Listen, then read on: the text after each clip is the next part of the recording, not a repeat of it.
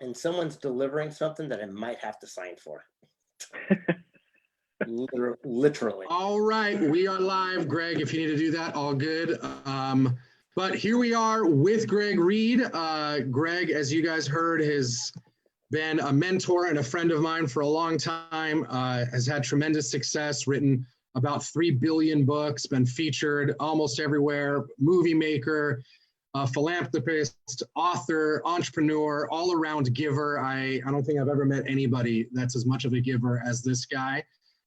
So Andrew's going to run this one with you guys. Greg, thanks for coming on. I'll let you guys take over from here. Let's do it. Yeah.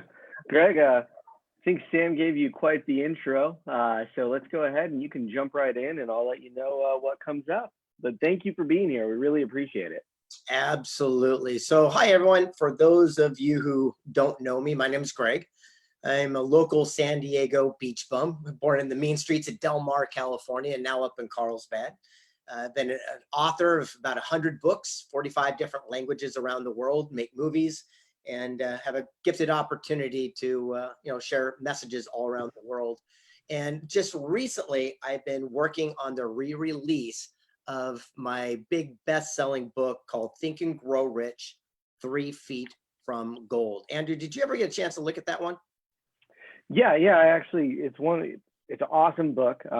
First, I read Think and Grow Rich like everybody. And then I hang out with Sam and Oliver, do a lot of business with Sam and Oliver, and they guided me in the direction of checking out the book. Oh, thanks. It was really cool. Back in the day when they were first getting started, they had one of their cohorts read the book. And when I first met him, he carried a yardstick with him everywhere he went. And I went, what are you doing that for? He goes, because I'm 3 feet a yard away from gold. That was the coolest thing. And so for those of you, again, who might not know the history here, is in 1908, Napoleon Hill, a young aspiring magazine reporter, was gifted an opportunity to meet with the richest man of the world, Andrew Carnegie. It was supposed to be a 30-minute interview, turned out to be 3 full days and 3 full nights. At the end of the interview, Carnegie says, I like you, and here's an opportunity. He said, work for me for free for 20 years, and I'll send you on a mission to meet all my friends. You'll pick their brain and write the first ever formula for success called, right here, Think and Grow Rich. And Napoleon Hill thought to himself and said, work for free for what? And he went to his host and says, you know what? Not only will I take that task on, but I'm going to complete it. And Carnegie says, fine, you got yourself a job. And then Hill says, why are they going to talk to me? I'm just a kid. I'm nobody. I'm not connected. He says, don't worry about that. I'll write you a letter of recommendation. When they see it, they'll know I sent you. They'll give you all the time you want. He sat down with Edison and Einstein, the Fords, the Rockefellers, and wrote the 20th best-selling book in the history of the world. But what a lot of people don't know is that Carnegie was a stickler for action. And he gave his guests just 60 seconds to make up his mind to work for free for 20 years. And, Carnegie was kind of a prudent man. So he had a stopwatch that he started and he put it in his pocket to give him the guy 60 seconds. And when Napoleon Hill walked out of the office, Carnegie pulled it out and realized that there was 29 seconds still left on that clock, meaning that Napoleon Hill made a life-changing decision in only 31 seconds. But here's where it gets really cool, is that Carnegie made that same offer to over 250 men before Napoleon Hill. He was the first person to say yes. Everyone else had stinking thinking. They had something called the bad case of the one size. That means I'm going to take action once I get the kids out of the house or once I get the big break. And we realize the biggest thing that holds people back in today's society is their big butt. And I'm not talking the one you're sitting on. I'm talking about where you sit there and say, I'd go do that too, but. And it's that but that stops us. And what's really interesting, Andrew, at the end of the day, we also came down to the conclusion, the biggest stumbling block, especially going on today's civilization, is a simple word called fear. Do you agree? 100%. I think fear just completely stops people in their tracks. Yeah. And I think back in the day, they were talked about the fear of success or the fear of failure, or the fear of the unknown. But the biggest fear that we discovered was actually the fear of criticism. Isn't that crazy? It's what other people thought. As you walk down the street somewhere in Nebraska and you've never been in Nebraska and you trip over a curb, the first thing you'll do is look up to see who saw you, right? But guess what? Yep. It doesn't make a difference because we're so afraid of what people think. And the news flash is no one's thinking about you. They're dealing with their own life situations right now. So the big question is, there's a bumper sticker at Disneyland when it's open. It says, what would you do if you couldn't fail? And our question is, what would you do the moment you stop worrying about what other people thought? You know, would you start that business? Would you ask that person out for a date? What would you do differently? And it's the difference between the people that are super uber successful and those who are not. They're the ones that push away what other people might be thinking about them or contemplating for themselves, and they take action while seeking counsel. 100%. Action right now, especially, is key to pushing through everything that's going on. Yeah. In the law of attraction, we think that it's the action in the law of attraction that makes our dreams come true. You got to think it, you got to feel it, but ultimately you got to get off your backside. You got to take action, and you have to do it. It was really interesting when we wrote 3 Feet from Gold. You know, we went around the world because, oh, that was in 1908, by the way, that Napoleon Hill was given that letter. Well, you fast forward 100 years to 2008, where the surviving family of the Napoleon Hill Foundation and the Napoleon Hill Foundation themselves wrote a letter to me like they did in Napoleon Hill and gave me basically a Willy Wonka ticket to travel around the world to meet the most powerful and influential people and tell their stories in books and film today. And the very first person I got a chance to interview was Dave Liniger. Do you remember that story, Andrew? I'm gonna have to pull from that. Blank there? I'm not putting you on the spot. I'm just kind of curious because here. So Dave Liniger, you don't know him, but you might know the brand he created.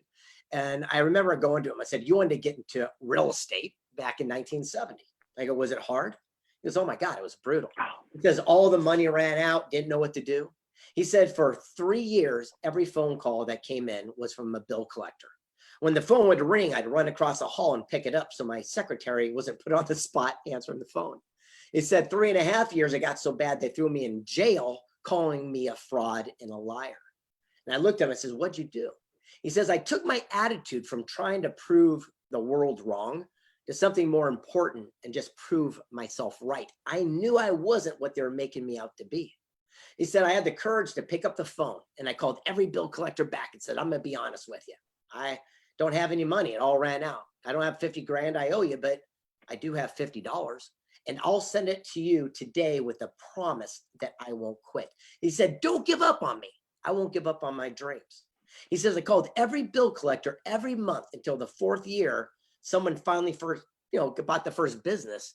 And that's today called Remax Real Estate."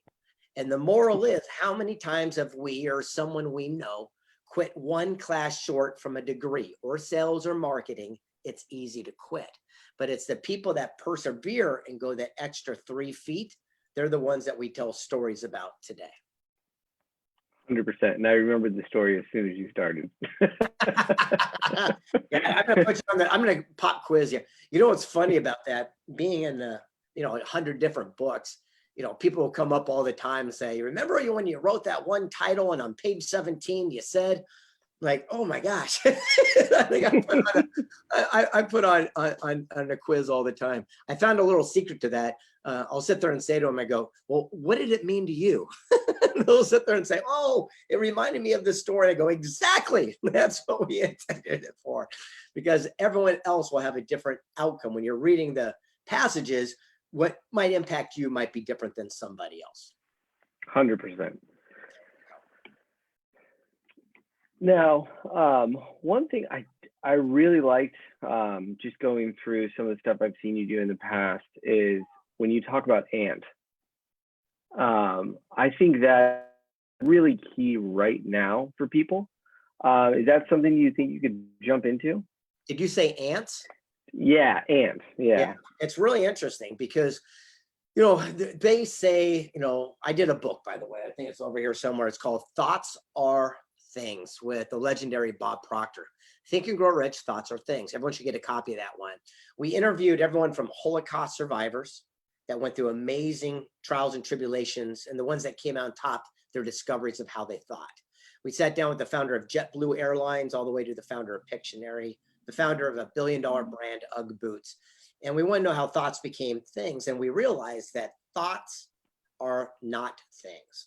It's only thoughts backed by massive action become things. If thoughts were things, I'd probably be a slice of pizza right now because I'm hungry, right? But the bottom line is when we're done and I call Domino's to deliver pizza, my thoughts become realities by the actions in which we take. And we realize by hanging out with these Harvard professors that we have 64,000 thoughts a day. And unfortunately, majority of them are called ants, which are automatic negative thoughts. They're the reptilian part of your brain that's there to protect you, to keep you safe.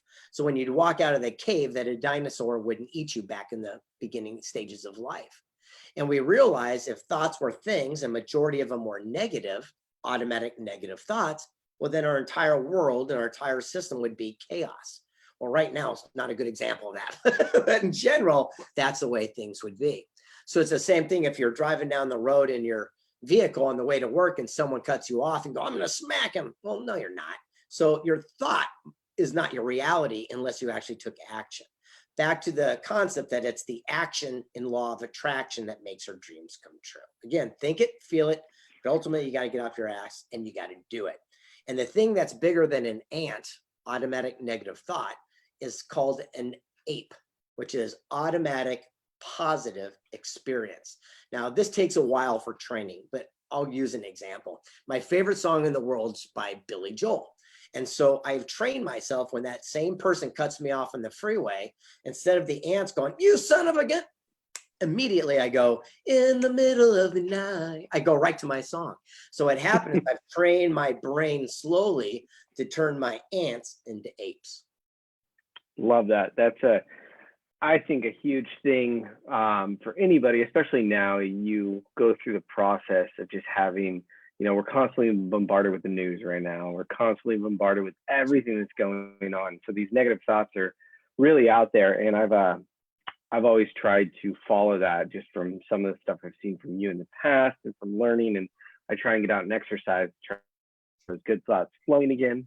And then I actually mentioned something that you've mentioned in the past was I do a mantra myself, as just like does in the evening before I go to bed. And I think that's something, maybe sharing that story about your son's success with that for all of these realtors on here. Absolutely. So my son, his name is Colt Asher Reid, an amazing young man, the whopping age of 7. And when he was 6 years old, he had the #1 spoken album on Amazon.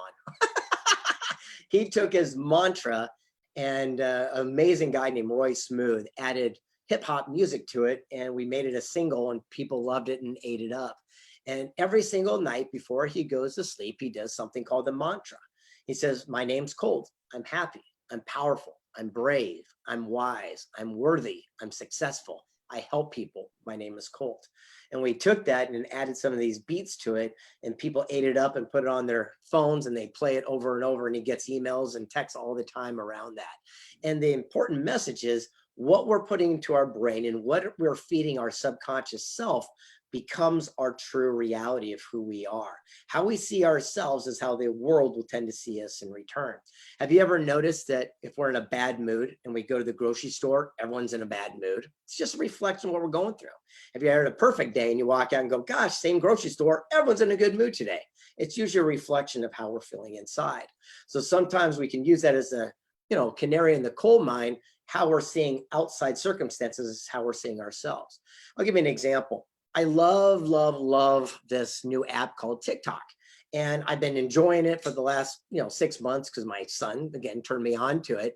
But then all of a sudden, this last few weeks of all this negative conspiracy and stuff, I couldn't handle it anymore. And I just had to delete it because that's not what I want to put into my brain. I want to start looking at the opportunity, the solution, the way out. And I also realize these kids that are making these, things they're doing for sensationalism rather than realities.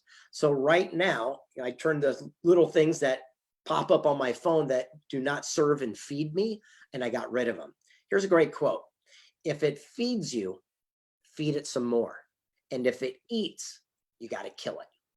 If it Yep. feeds you, feed it some more. And if it eats, you got to kill it. And by having that mindset, you start putting all just positive things that are feeding you constantly, and amazing things start coming to be.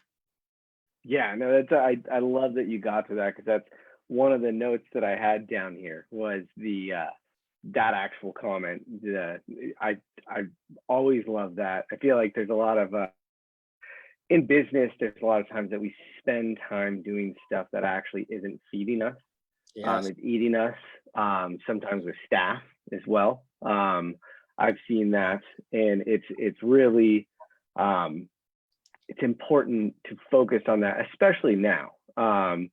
I'm very similar to you in the sense of the TikTok and the Instagram and the Facebook, the negativity on there, and separating myself from it, because you go into that rabbit hole, and man, you can just get lost in it and just take yourself to a deep place. Well, again, and that's where a mastermind, I think, comes into play.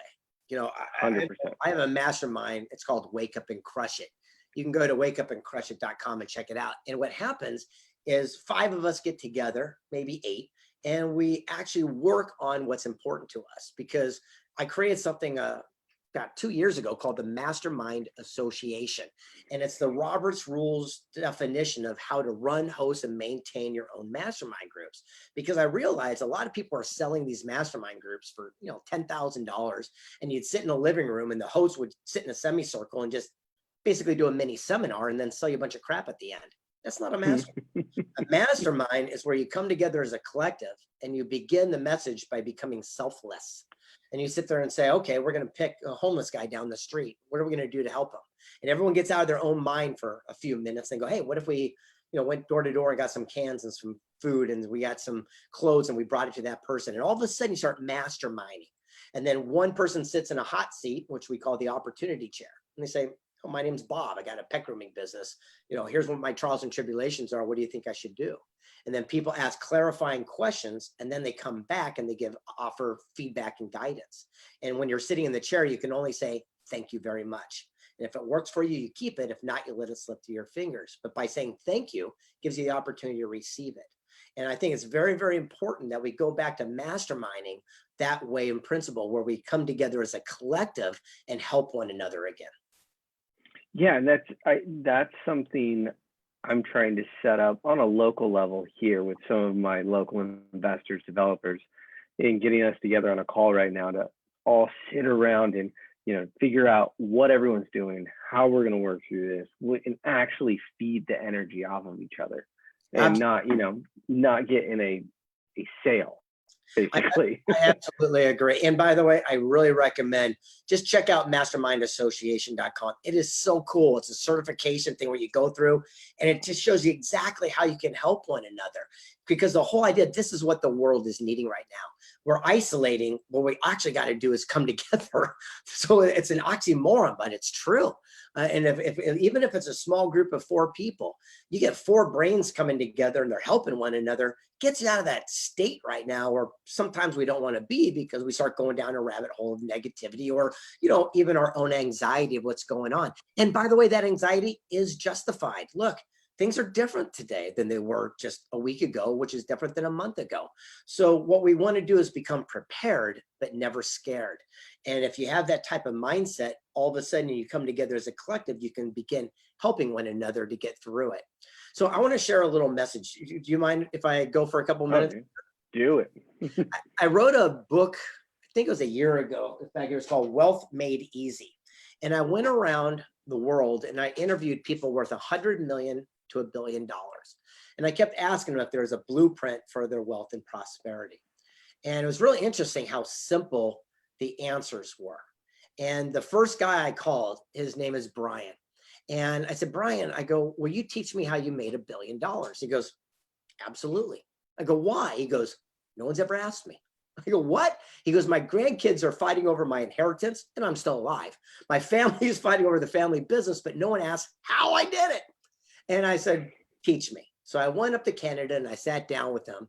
And after 3 days, I said, well, at the end of the day, this is what you did. And I summarized it in one paragraph.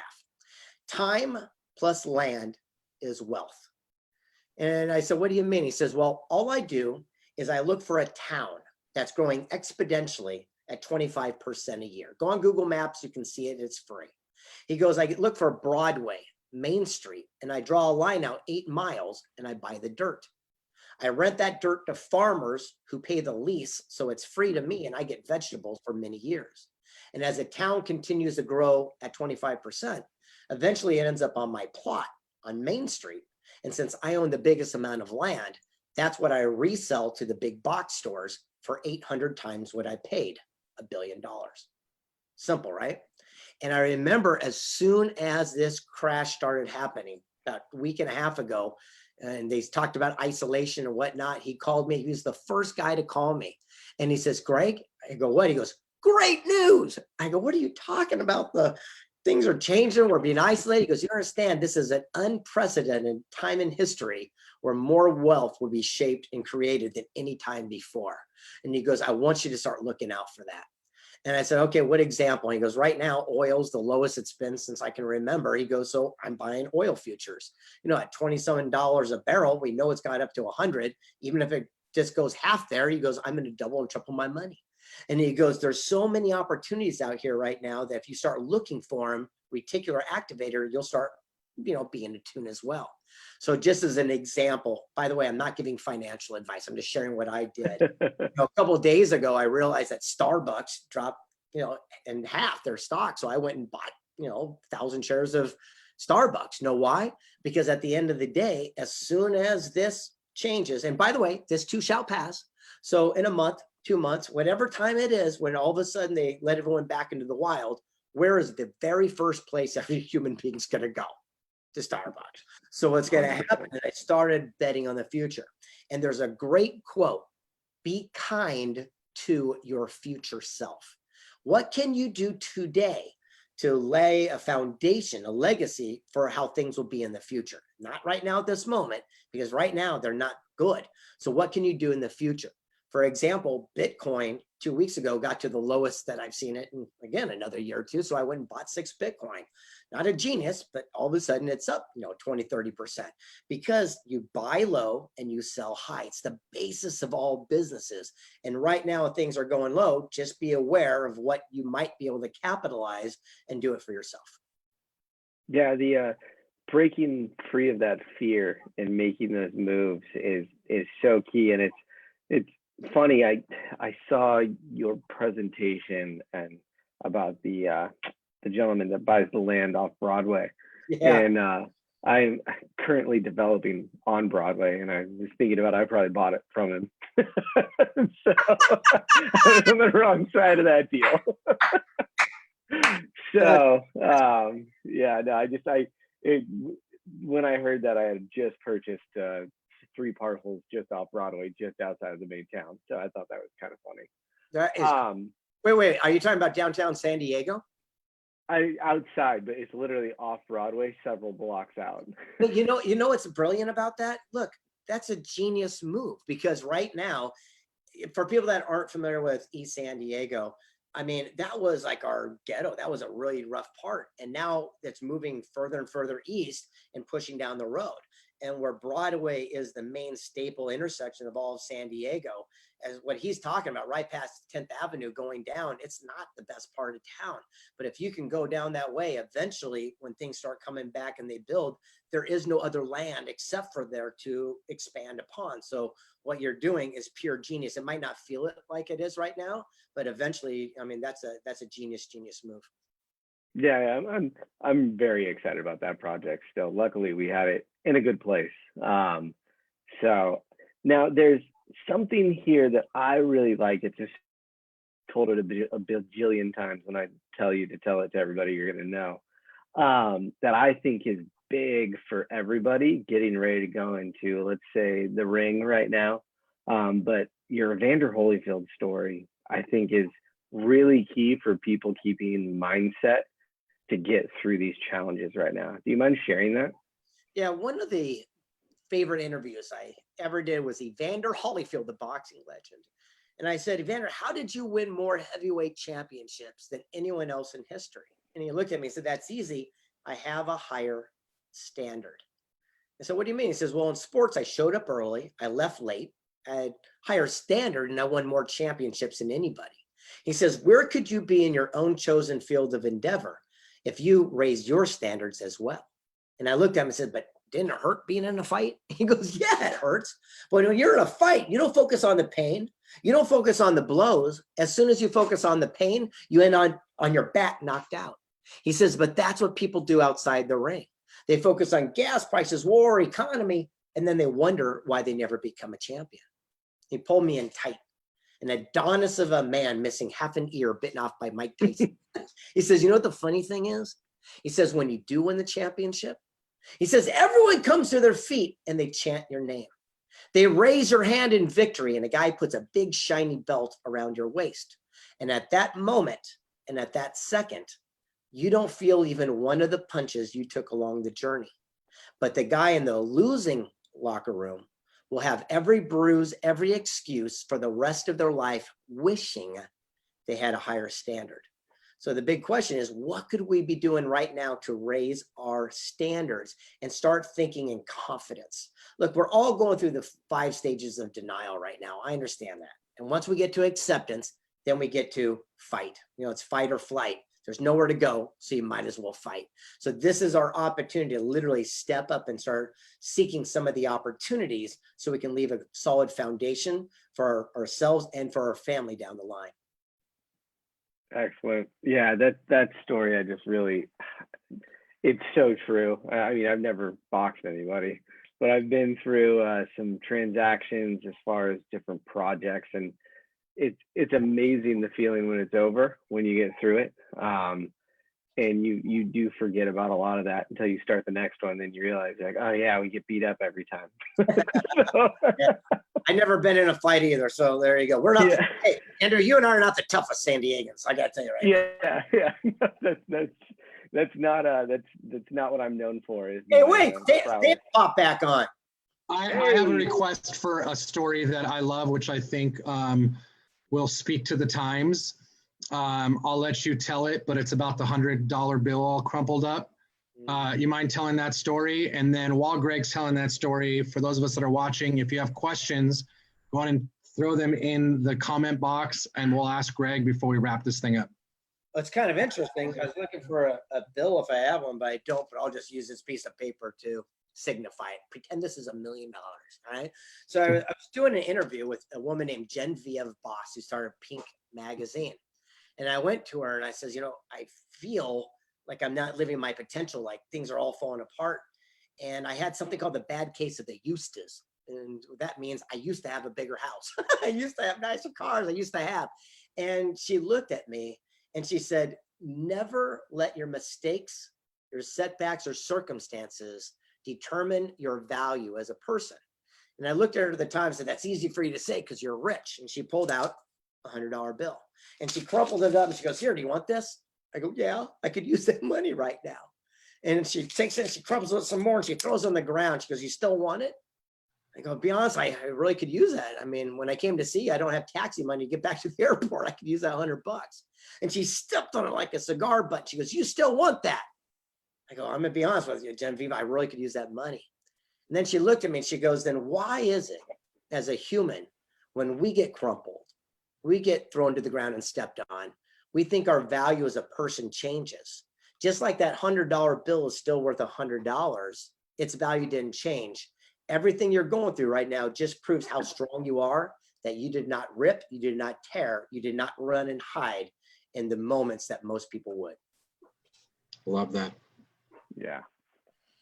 I got one last thing I want to share though, because I feel like you're going to cut me off in a sec. So this is a good one. Wealth Made Easy, when I did this book, and by the way, the reason I mention this is that there's some nuggets in here. Every single page has got another one of these little life hacks and wealth hacks, from Lamborghini to the founder of Remax to, you know, some of the greatest iconic figures of your time. And I got to sit down with them. But one person, Mark Anthony Bates, who's not a gazillionaire, he gave me the greatest insight ever that I have to share with everyone when I do these calls. It's called CPC. Now, what I'm sharing with you right now literally changed my life and could change yours. CPC. It's about accountability and responsibility for every single thing that happens to us. Stop blaming other people. Example, If I go out on a first date and the woman's 20 minutes late, that's a clue. If I go on the second, third date and she's 20 minutes late every time, there's a pattern. Now it's my choice whether I deal with it, adjust it, accept it, whatever, but it's not her fault. She's just late. How many times have we heard rumors about someone who does bad business deals, cheat a friend, we still give them another shot, they cheat us, and we're mad at that person. We saw a clue, we saw a pattern, but it was our choice. It's the same thing as seeing a rattlesnake rattle, bite your sister, and then you go to pet that snake and it bites you being mad at the snake. We have to start taking an accountability and responsibility, but move through that process as quick as possible. The fact is, Sam, you and I don't have a lot of, I'll call it close buddy friends in our circle. And the reason is we do the CPC as fast as possible because we surround ourselves that so reveal themselves as quickly as they possibly can. And I realize that the most successful people on this planet, that's what they do. They follow CPC and get through that process, and because eventually everyone will reveal who they really are. Love that. Andrew, do you have any questions or anything? I know that it's kind of getting choppy on the backside, but. Yeah, no, I had CPC down here as a note. And then I have a note here as well. You've spoken about how the challenge is really the opportunity. I think you broke that down with Wozniak, and I think that story was pretty cool. And I think that's, as we're going to possibly more of a virtual format for real estate here for a while, I think that a little Wozniak action there might be a good story for realtors to consume. Yeah, so I got a chance to sit down with Steve Wozniak, who created Apple Computer with Jobs. And I said, how did you and Steve have so much success in your life? And he says, we embraced our lack. I said, what do you mean? He goes, we embraced what we did not have. We did not run from it. And so give me a definition. He says, you understand? He goes, when microchip processors came out, these little devices here, he goes, they were so expensive, we could only afford one of these little thingamajubers. He goes, Hewlett Packard would make machines that would go from point A to point B, and they had all the money of God, and they put 20 of these chips. He goes, so I'd pull away 5 and go from A to B using just 15. And then I'd pull away 5 and get it to work with just 10. Eventually went from A to B using our one chip. He goes, we were not trying to be innovative or cool or slick or aerodynamic. We could afford one chip. But by embracing that as an opportunity, we found the shortest, cleanest path. And by doing that, we changed the way people do personal computing for the rest of the world, for the rest of their life. He said, where could you be in your own business if you stop looking at something as your greatest challenge and obstacle, but it could just be your greatest, blessing and opportunity in disguise. Love that. Love it. Well, Greg, that was a solid session, dude. You always bring the heat. You always got the energy. You always got the right attitude. So I'm sure everyone appreciates it. I'm also hearing that I tagged the wrong Greg Reid in the post. So I'm going to tag the right one so everyone can send you a follow. So I apologize for that. There's only one Greg Reid to me, so I don't know how that happened. Hey, there's the other football player. You can tell I'm not that athletic yet.